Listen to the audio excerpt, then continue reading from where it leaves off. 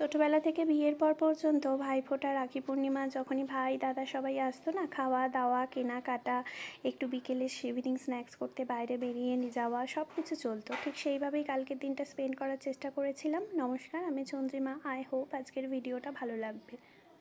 Fresh করে আদ্ভিককে আর আমার হাজব্যান্ডকে রাখিটা দিয়ে দিয়েছিলাম পরে নেওয়ার জন্য। সেই ভিডিও তো তোমরা দেখেইছো। তারপর আমরা বিকেলে দেখলাম বেশ বাইরের এনভায়রনমেন্টটা মেঘলা, আকাশ নেই। তো ভাবলাম চলো একটু বাইরে যাক, খাওয়া দাওয়া করে নিই, নিজেদেরকেই নিজেরা একটু ট্রিট দিয়ে দিই। বাট হালকা ফুলকার ওপরেই ট্রিট দিয়েছিলাম, সেটা হচ্ছে স্যান্ডউইচ। আমার আর ওর দুজনেরই ভীষণ ভালো লাগে। মায়োনিজ ছিল, তার সাথে ফ্রেঞ্চ ফ্রাই ছিল, পটেটো ফ্রাইস ছিল, দিয়ে তারপর অন্য কিছু আর মেনু সিলেকশন এই জন্যই করলাম না, বাড়িতে এসেও খাওয়া দাওয়ার প্ল্যানিং ছিল। মশলা ফ্রাইড রাইস বানিয়েছিলাম, একদম নিরামিষ মেনু রেখেছিলাম, তার সাথে একদম নিরামিষ সুন্দর করে আলুর দম, যেটা খেতে কিন্তু খুব টেস্টি হয়। আলুর দমটা আমার হাজব্যান্ডই বানিয়েছিল, খেতে ভীষণ ভালো হয়েছিল।